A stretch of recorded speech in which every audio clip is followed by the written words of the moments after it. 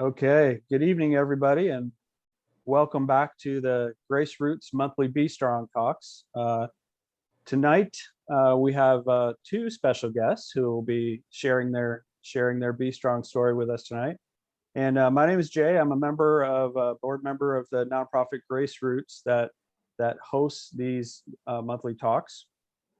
We've been, especially during the pandemic of 2020 and early 2021, we've been doing these monthly Be Strong talks on the second Thursday of every month.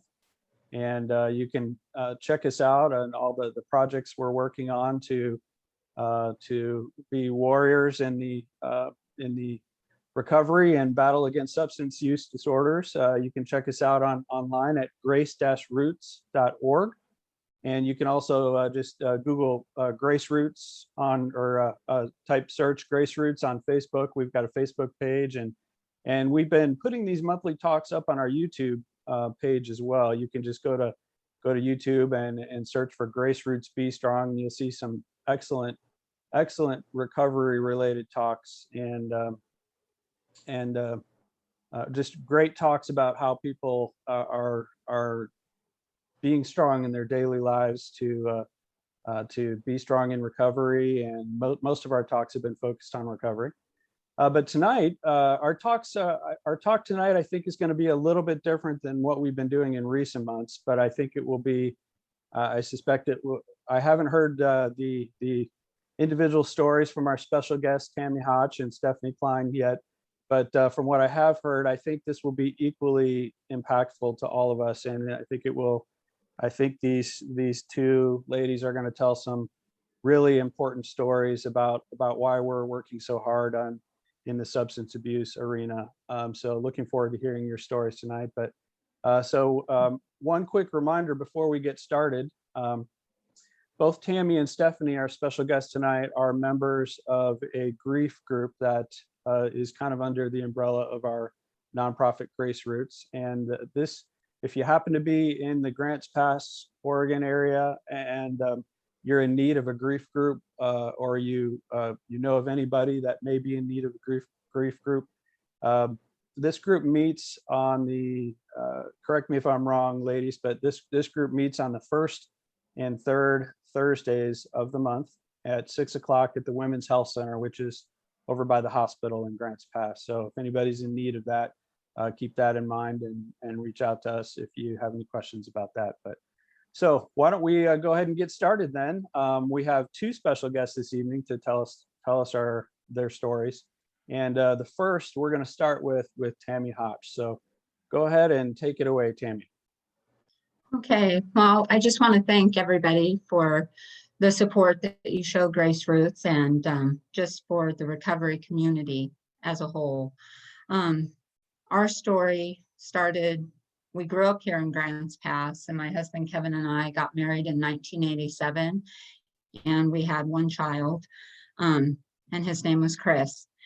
And Chris was a good athlete in school, a good student, gave us no problems. And at around the age of 17, we realized he had a addiction problem. And we really didn't know what to do. I grew up in a family with, there was addiction in my family. I had a brother who was an alcoholic and a brother who was an alcoholic and a drug addict. So I had been exposed to that as a child and saw what it could do. And I just thought I would never have to deal with it because I was going to be the parent that kept it all in line. But somehow it made it under the radar, and there he was, 17 years old, and we knew he had a problem with prescription pills.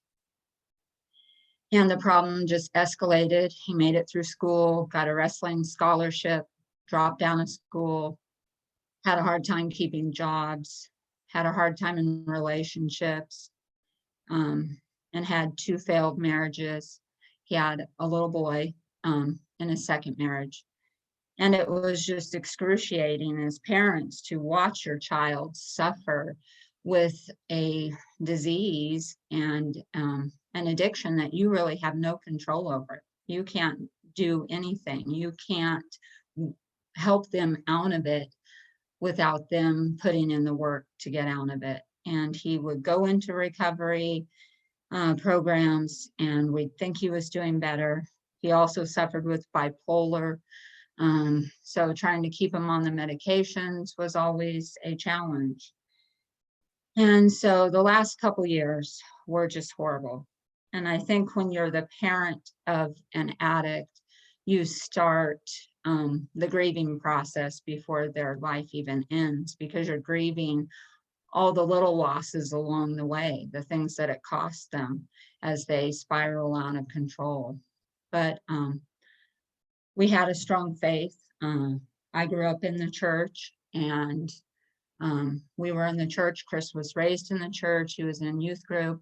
So he always had that foundation that he would come back to. But I never knew until January 16th of 2019 just how much I was going to need my faith, because that day our lives changed forever. My husband had police officers show up at his work and inform him that our son had overdosed in Motel 6 along with his girlfriend at the time, and they had both died of an overdose. So then he had to inform me, and our lives changed. I can't even describe the heartbreak, the shock, the overwhelming. That day is etched in my brain forever. Every detail, every moment of that day that those words were spoken and what I felt is there. It's a heartache that never goes away. But as our talk is talking about what makes us strong, for me, it's my relationship with Jesus Christ. That is what makes me strong. That is the only thing that has seen me through this. I hang on to, I've got some scriptures tonight that are my core. They're absolutely what I hang on to.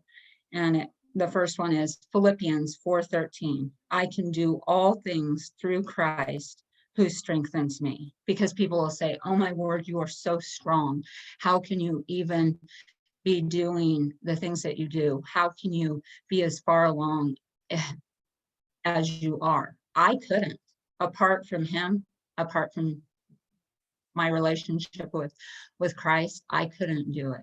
He is absolutely what gets me through. And how Stephanie and I met is, so my son died on a Wednesday, and I told my husband on Sunday, there's no part of me that feels like getting up and getting dressed and making it to Edgewater, to the church where we go to. But I knew I had to, because I knew that that was the source of my strength. And if I allowed the darkness to overtake me at that moment, that I might reach a point of no return. And I didn't want that. So I got myself together. My husband got us to church, and I walked in and just sat in the chair, in the pews, whatever you want to call them, the chairs. And I just felt so empty and numb. And I didn't even really know all that was going on around me. And Stephanie, who had lost her son, Corey, prior to my losing Chris, she came and sat by me. And I never met her before, but there was a compassion that only she knew my heartache. And she had heard that I had lost my son. She came over and she put her arms around me, and she just held me and shared that she too had lost her son to an overdose. And that's how we became friends. And that moment was pivotal for me, because I knew that I was not alone. So that was the just the trajectory that sent me to know that I didn't have to let this destroy me, that I could have God take it and use it for something good. So that's what we've tried to do. Just another verse is Romans 8:28. We know that all things work together for good. Not all things are good, but God can take all things and work them together for good. So Chris's story doesn't have to be wasted. I can reach out, my husband can reach out to other parents who are still our grief group is for parents who've lost a child and for parents who are still struggling with an addict. And they may be just at their wits' end and they don't want to think about ending up like us. So we come together, we encourage them because we know what it's like to watch a child struggle with addiction. And they encourage us and we encourage them. So that's what our grief group is about. And then I just didn't want to be, I had heard this taught in a message that I had heard years ago. You can be pitiful or you can be powerful when you have tragedy, but you can't be both. So I didn't want to just sit around and be pitiful. I didn't want to be eat up by my grief and my sorrow. Not that there aren't days where I do feel that, but I wanted to be powerful. So I told my husband, I looked online and I saw that they were doing overdose awareness walks. And I thought, what's that? We've never had that here. We need that. So I said, we're doing one. And he's kind of like, okay, I guess if you say so, we're doing one. And so we just did it. And I told Archie, because we were already having our grief group, and I told him my idea, and Archie's a can-do kind of guy, so he was all for it, and we just made it happen. And parents showed up. There are so many of us in this area. We are not alone. And so we had our first annual walk that year, 2019, at the end of August.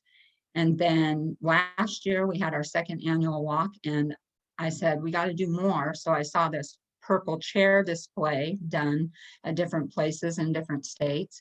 And I said, well, I want to add that to it. So we did that, and that we did on the courthouse lawn where we had purple chairs, memorial chairs. Families could decorate them with pictures, memorabilia, and we just flocked the grounds of the courthouse with all these purple chairs. And it got people's attention. Every purple chair that was there represented a life taken by overdose. And it was shocking. And I wish I could say that we didn't have people to add to our memorial video for this year's walk. And we didn't have people to add to the purple chair display, but unfortunately, we probably have a half a dozen or more to add to this year's.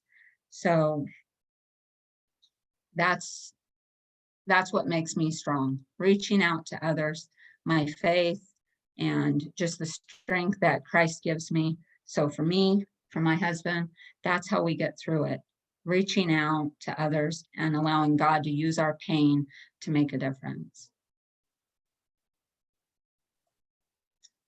All right. Thank you, Tammy and Kevin, for sharing your story. We're going to have a time at the end of this talk for questions and comments. So I know I've got a couple of questions for you, but we're gonna turn it over to our other special guest this evening, Stephanie Cline. So Stephanie, go ahead and unmute yourself and introduce yourself. And then since we have a little delay on your camera, you can turn your camera off while you tell your Be Strong story. I sure will. I'm Stephanie Cline. This is my husband, Mike Gatton, and my son, Corey Cline. Oh, he was my youngest. He was my baby, and I was very, very close to him. He had how this started for him was that I'm going to go ahead and turn my video off now, so we don't get delay. How this started for him was that he had surgery on his knee, and the doctor told him to stay down for 6 weeks. Well, lo and behold, it wasn't 2 weeks after his surgery, and here come a girl, and he left with the girl, and there it was. And so then he continuously had pain in that knee. He went through the stages of the pain plans, or however they do it down there in the ER, and then pretty soon he just realized that he could get the heroin without going through the hassles of trying to get the pills that he couldn't get. And I told him, I said, son, I don't want you to die. I told him that over and over again. every time I'd see him like that, and he'd just get mad and he'd leave. But he had to do about 15 months in prison, and I almost did every day with him, you know. It was agonizing. And there was a song, and it was Pink Floyd, Wish You Were Here. And that was like a mantra until, you know, little did I know that I was going to lose him. And then it became his song for life, you know. And it just was it was a waste. It was a waste. But as I see it, I think that our boys' purpose is complete, you know, and ours isn't. That's why we're still here and they're not. And, you know, as Tammy mentioned, our trust in God and his provision and his how he carries us through. Like she said, we can't make this on our own. It's him who carries us. It's him who goes before us and speaks and reaches out. And, you know, but I'll tell you, these meetings that we go to, our grief Bible study, or, you know, our grief study has been a great help, because it just means that maybe he didn't die in vain. We were lucky to have him here at our house when he passed. I have heard other stories, and I'd often worried about him being cold or wet or something, left on the road dead, you know. And I just went to go turn his TV off, and he was slumped over as I'd seen him before. And I grabbed his feet and pulled him to where I could start CPR. And I told my husband to call 911, and but he was already gone. And I don't know why I didn't say, in the name of Jesus Christ, get up and walk, but I wished I would have. But it is what it is. And he had that tattooed on the back of his neck, and that was such a profound saying to me. And not a day goes by that I don't think about him, remember him, and miss him. And, you know, I would give anything to have him back.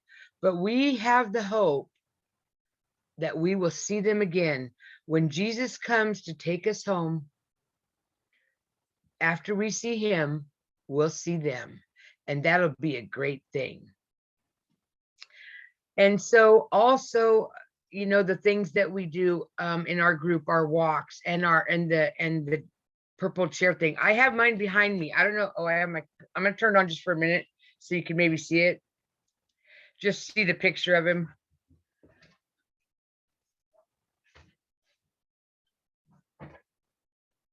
Can you see him? Yeah.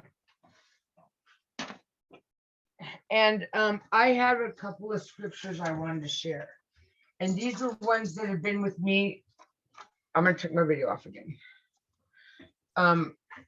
Pretty much most of my life. And the first one is Psalms 46:10. Be still and know that he is God.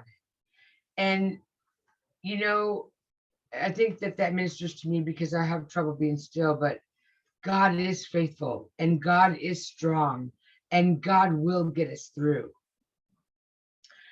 And then here's another one. The righteous perish, and no one ponders it in his heart. I didn't have the rest of it. Oh my gosh.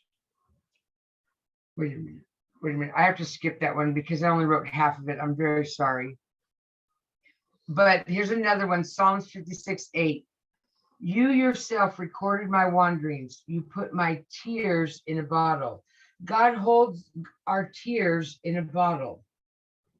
You know, all the tears that we cried, because like Tammy said, some days it just is, you know, it's non able to be normal, because all you can do is cry and weep and wail because you lost your baby, you know.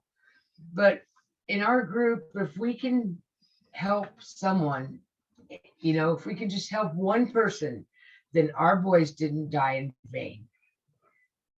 And so I'd have to just say the things that make Tammy strong are the things that make me strong, and that's First of all, it's God. And that's who we ran to church. On the day that Corey died, it was a Sunday, and there was nothing we could do but go to church because that's the only place we could go, you know? And He'd been going to church with us, and he got baptized, and he did. he was doing really good. And I don't know, He fell. just that, one time, and I guess he didn't realize how potent it was. And Well, it had the fentanyl in that it. was the last thing he said to me before we went to bed, was what time were we going to go to church in the morning. So that's where we went. He was raised in the church as well, and he knows Jesus and he knows God, and I have all that I need to know that that's where he is, because I've already been confirmed with that. So that's what gives us the hope that one day soon, when we see Jesus, then we'll see our boys again. And that'll be a beautiful day.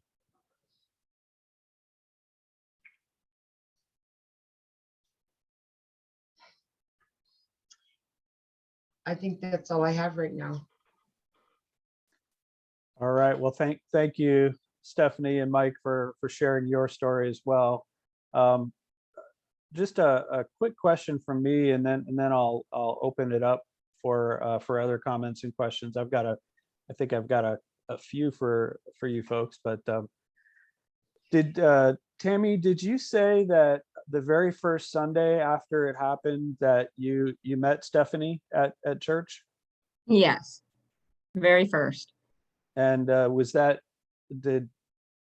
did you guys connect on that day? Obviously that was meant to be. How did that happen? She Well- just basically sat there with me, and she sat there with me through the whole service and held my hand. Yeah, she came over to me. Yeah, and how I knew was Sue Hayworth. She was our old pastor's wife. She had called me that morning and told me that that they had lost their son and that they were going to be there. And I don't know how I picked her out and knew that that was her. I don't know how that happened, but maybe Sue was there. I don't remember. But Sue is the one who directed me to her. I'm going to take my video off now. Yeah, and it just touched me. It just touched me profoundly. It really was what made me know that that's made such a difference to me, that I was going to be that to somebody else. And we have a private Facebook group with 38 grieving mothers who we have just knit together. If I hear of somebody has lost a child, I go after them. I'm relentless in it. My heart breaks for them, and I empathize and feel that pain of knowing what that news brought to them, and I go after them. I don't want them to be alone. I don't want them to think that they have to suffer in their grief by themselves. So that it keeps me strong. They'll always say, thank you for reaching out. Thank you for being here for us. But it's partly because it helps me too. Well, I'm glad you guys were connected right away. That's as we say, a God thing. Yeah, it is. One more quick question, then I'll turn it over to others for questions. This is one for each of you to answer individually. What, in your experience, if somebody is watching this tonight that has a son or daughter that is dealing with addiction, or if somebody's watching a recording of this, what would be your preliminary advice when you first meet somebody in that situation? To keep loving your child. You can love them without enabling them, but you can love them continually and never close the door on that relationship and never lose hope, because our saying in our group is, as long as they're breathing, there's still hope. There's hope for recovery. Yeah, and I have to agree, you know, because so many times their choices and their lifestyles, they get to where they're not coinciding with ours. And but if they come to us, if they need us, we need to be there for them, because who knows when it's their last time, and who knows when, you know, at least they can go knowing they're loved, you know, and we proved it. Yeah. It gets hard, but we don't give up. All right. Well, thank you for that. So what other questions or comments do we have out there this evening?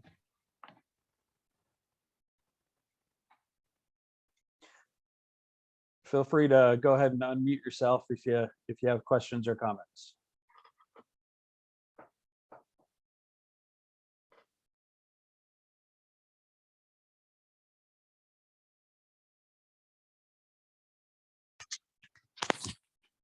Hey everyone, it's Archie. Hope you guys are doing well. Can you hear me? Yes, we can hear you. Yeah, I just want to say I want to thank Stephanie and Mike, Tammy and Kevin for coming on and sharing their horrific story. They are personally, to me, my heroes. I couldn't imagine what they have gone through, and to be able to come out and be a light for everyone else that might be lost is just exemplary. It's a fantastic demonstration of a human being, and I am blessed to have them in my lives. You know, the one thing that's interesting is I never knew the story about Stephanie coming over to Tammy, and wow, what an act of providence. You know, I seem to see that a lot in my life as I go through, but what a definite act of providence. I think sometimes the Lord does things that we don't necessarily know why or how they happen, but like Stephanie was saying, she just knew. She just knew that it happened. And I think, Stephanie, I thank you for that one point that you made about, you know, basically just keep on showing up. As hard as it is, I think that's a great message for people out there as far as parents are concerned, just to make sure you never give up. You never give up on your kids, no matter what happens. You know, you're always in that moment. So I want to thank you for that. And the last comment I'd like to make is that, you know, I wonder if there was a way we could link up the Facebook page with the 38 grieving mothers to the website, so that, you know, if there's anybody else that needs them, it might be another resource. So, but again, thank you guys for sharing. I really appreciate that.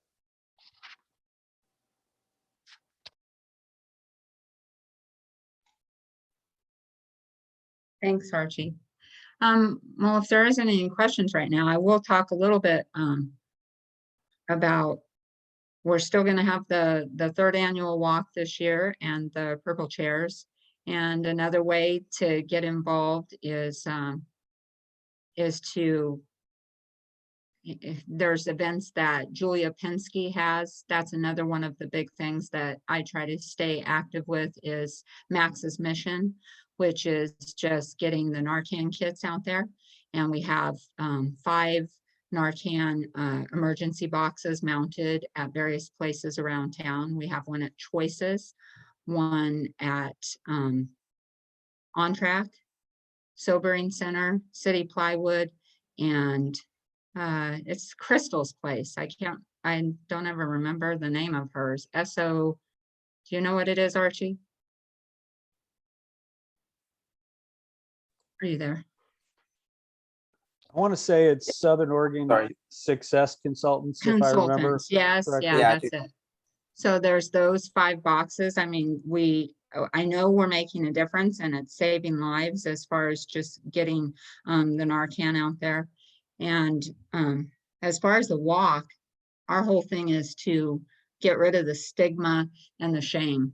That's what keeps people in addiction oftentimes, is they feel like losers. They feel like they can't get out of that place of addiction. And so community, building that community support around people and breaking down those barriers and those walls and stereotypes is huge in getting people the help that they need, to realize that everybody, you know, there's more to the story than what you see in somebody's mugshot and what you see walking down the street when they're in full-blown addiction. There's more to that story. There's more to that person. There's a family. There's a history. There's somebody that matters behind that addict. And just breaking down those barriers is what we want to do, because we know for our son Chris, that kept him in that place. I mean, oftentimes an addict, they're their own worst enemy. And to watch that as a parent, as a loved one, is very hard, because it doesn't matter how much self-talk we do until they feel that they're worthy of recovery and feel that they're worth the effort, then sometimes they're just stuck there. So that's really a lot of what we try to do. And we try to come alongside others that are in addiction and just speak into their lives as we would our own son, and just to bring that element that we don't want their family to walk through those things.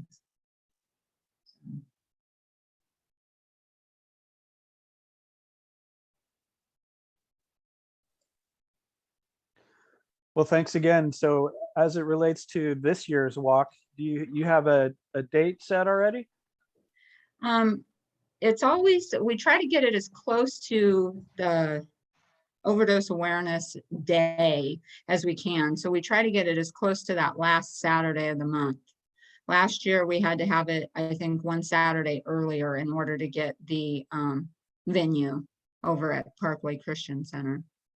And did you say So that was August? Yeah, it'll hopefully be August 28th would be the Saturday that's closest to overdose awareness days. I think it's always on the 31st. Okay. So, but I've got to secure the venue and then I'll post the date. And then we'll probably do either the following week or on the day is when I like to do the purple chair display. So that hopefully will happen again on August 31st, which is a Tuesday. Yeah, and we were able, Julia actually got the courthouse lit up last year too, in purple lights. Some of the commissioners went in on that, so that was good. I just wanted to say something. I wanted to say how the camaraderie of us all being together, you know, it makes the load a little bit lighter, and we don't walk alone. And if we could link those 38 women on Facebook somehow to our, you know, that would be a great thing, because as I don't know if you guys know these things, but Tammy has been planning all kinds of activities for us. We have a hike planned. We're going to paint rocks. We're going to paint paintings. And those are all things that we look forward to doing. And it's all a part of healing, you know. It's a wonderful thing. And just being part of this group has been a great asset and a great help to ease our pain. And I'm grateful for this group, and I'm grateful that we get to do these things, and I'm grateful that we have each other. Yeah. Well, thank you. We did just have somebody join us a few minutes ago. Is there anybody else that has a question or a comment this evening?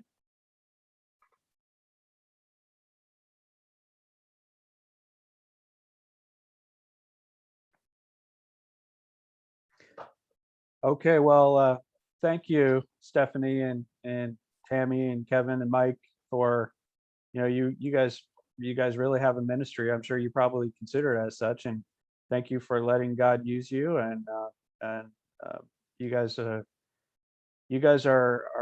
strong in your ministries. That's for sure. So another great Be Strong story tonight that told in a little bit different perspective than some of our past. But you guys, thank you very much for telling your stories, and keep up the good work. And we'll continue to work to bring awareness to this, both from the perspective of how you guys are working and our broader vision that we have with Grace Roots. So I guess unless there's anything else, we'll call it a night. Any final closing comments from you guys, Tammy and Stephanie? No, just thank you for everybody who supports the efforts of Grace Roots, and you can always contact any of us online, either on the Grace Roots page, on the overdose awareness page, and we would be glad to share any other opportunities where you could get involved. We do have Hope Home that we are hoping to get off the ground soon, and we would love to talk to you more about it. So feel free. Yep, and check us out on our website at grace-roots.org. You can see a little bit of information about our vision for Hope Home. And with that, we'll call I'd it a like to night. say something. Yeah, go ahead, Stephanie. I want to say thank you to you, Jay, and thank you to Archie. I love that guy. I just love his heart and how he has a heart for us and for our kids. And I mean, it's just amazing. I thank you for being here, Archie, and thank you to Jay for having us, because at least we get to get our stories out, and maybe it can help someone. Yeah. Thank you. Amen, Steph. Thank you. Thank you too, Hotches. Love you guys. Hey, is that you, Brandy? Are you on there? Don't try to hide. This is another one of our moms who lost her son, Corey. Say hi. Hi, honey. How are you? Good. How are you? Late. I meant to get on, but I'm working. Okay. Well, you had to at least say hello, because she's another one of our tribe. I'm Corey Wells's mom. It's nice to meet you guys. Congratulations on your wedding coming up in a few days. Thank you, Steph. I love you. Love you too, honey. Thanks for coming. I'm sorry, you guys. That's okay. Thanks for joining us, and we'll have a recording of the entire session up on our YouTube page within a day or two. And thanks again, Tammy, Kevin, Stephanie, and Mike, for sharing your stories. And we'll see you all next month. Thank you. Thank you.